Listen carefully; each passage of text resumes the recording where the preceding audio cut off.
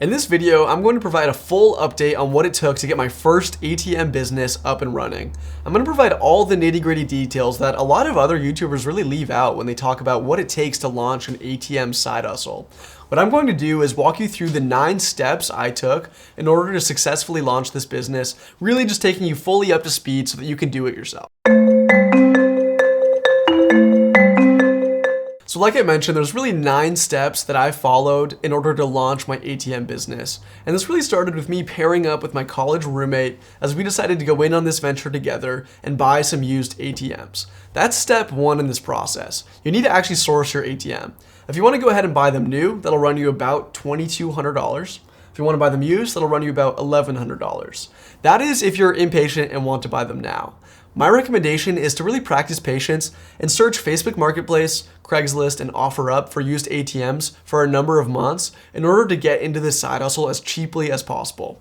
That's what my roommate and I did, and we ended up being able to source 2 nice ATMs for $375 each. So we bought them about a third of their actual value, and the value add for you is that even if your business fails, you can always flip these ATMs and make a couple $100s. So there's really no loss to you and really no true way to lose. I would recommend buying ATMs that are Wi-Fi enabled and have, a bit more of a screen to them. These newer ATMs, in my opinion, look a lot more professional. They're likely going to get more use. And you'll see a lot of the older models being sold for $400 or $500. And in my opinion, I don't think they're necessarily worth purchasing or getting into. But that's really step 1 is, sourcing that ATM. And that's the process of how we did it and a bit of our story. And that immediately leads into step 2. And that's, getting an LLC and actually creating a business.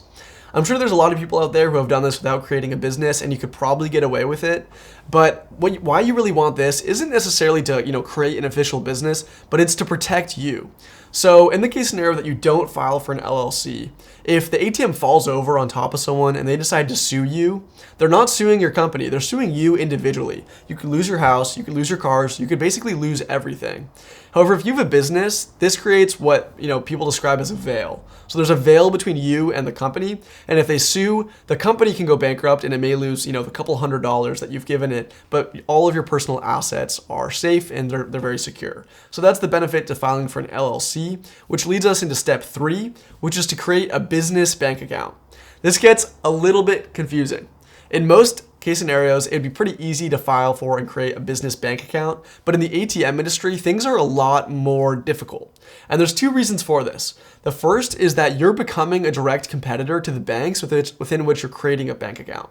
So you're going to them, asking to create a bank account, and basically telling them that you're going to become a competitor. So all these banks have their own network of ATMs. You're going to create an out-of-network ATM, and they don't inherently like that. And that's one of the reasons they're a little biased and don't like actually creating bank accounts for ATM companies. The second reason is that a lot of ATMs are used to launder cash. So this is a great way for, a hypothetical drug dealer to launder cash. They fill the ATM with their own dirty money, people take that money, and then it's refilled with clean money.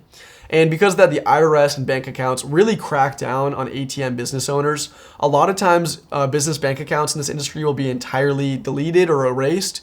And just effectively shut down. And then you have to really scramble to figure things out. You may even have lost all of your money doing this. My recommendation is to be extremely transparent with these banks and to also file for a bank account with a credit union.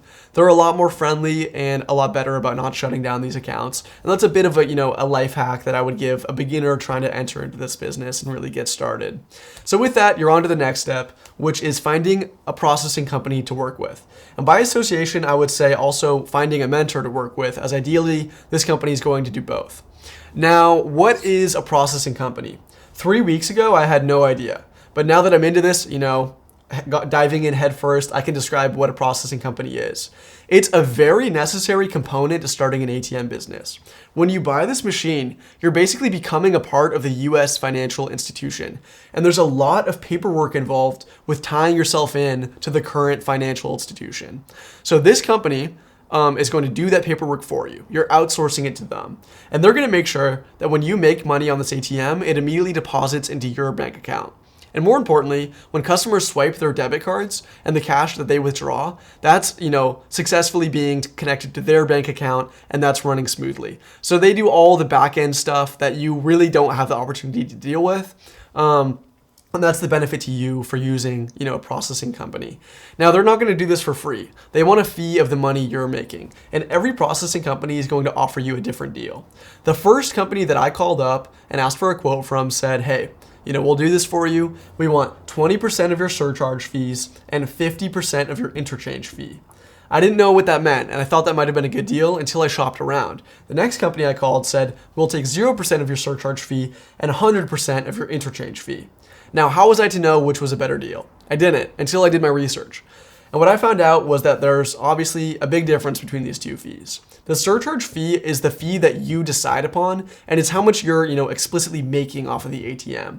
For example, it's industry standard. If you put an ATM in a barbershop, you'll charge a fee of around $2 to $3. That's the surcharge fee. The interchange fee is different, and you don't truly know how much it's going to be per transaction. But the idea behind it is that these banks are charging their users a fee for using an out-of-network ATM. So when they use your ATM, you're going to get a little piece of that pie and make, typically 5 to 10 cents per transaction, perhaps as much as 60 cents. You don't really know. And that's, the variable interchange fee. So in this case scenario, it was either 20% of $3 and 50% of 10 cents, or we keep the full $3 and they'll take the 10 cents per transaction. Obviously, one was a much better deal and we went with the lowest bidder.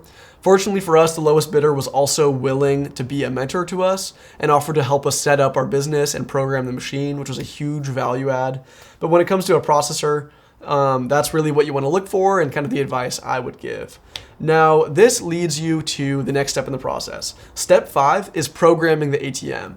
I know nothing about how an ATM machine works. I'm not a computer science major or an engineer, and this is extremely confusing for someone who's new to this.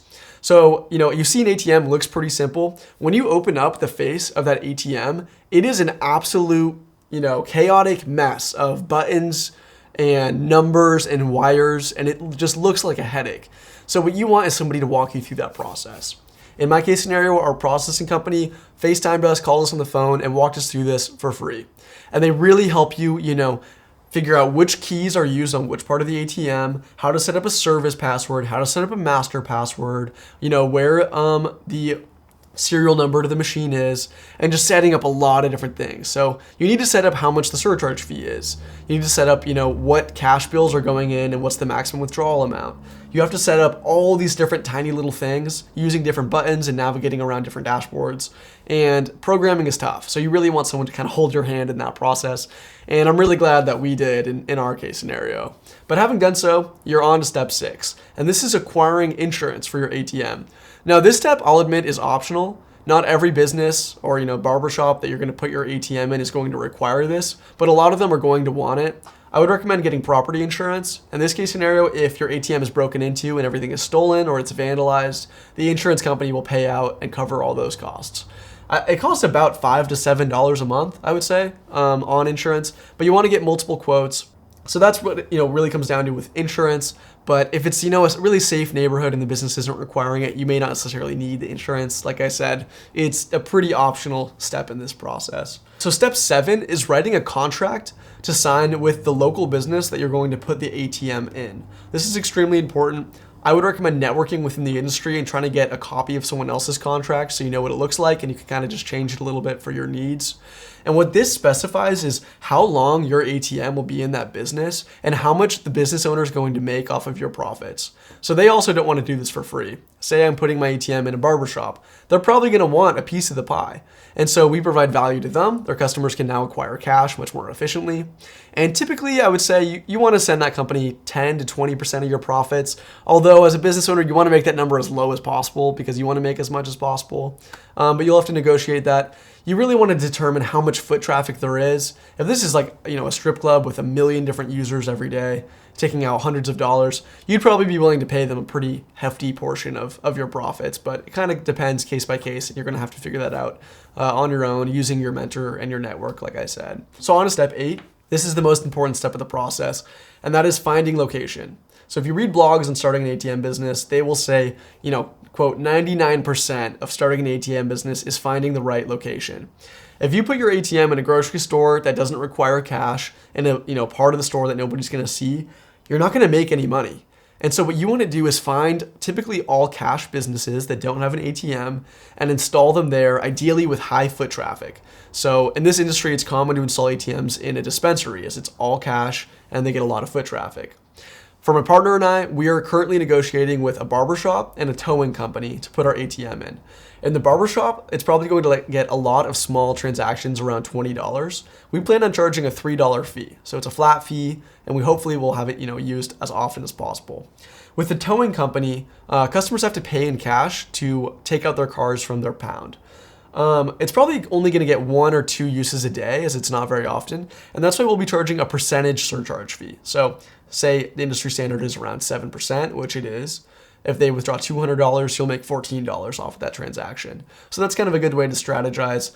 Our 2 locations provide a good example for you, but that is an extremely important step. Don't cut corners and make sure to find really good locations to place your ATM. That will truly determine the success of your business. Step 9 is to install the actual ATM.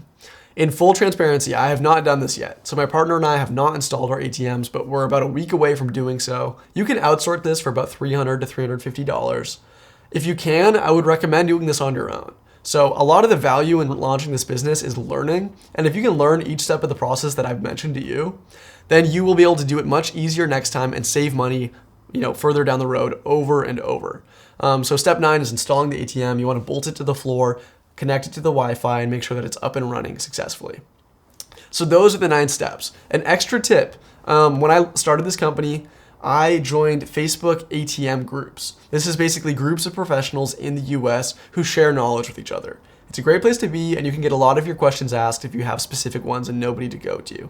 So that's a good extra tip. Suffice to say, thanks for joining us today. If you want an update on my business and how it's doing, please comment below so that we know, and we're looking forward to seeing all of you guys next time. Thank you.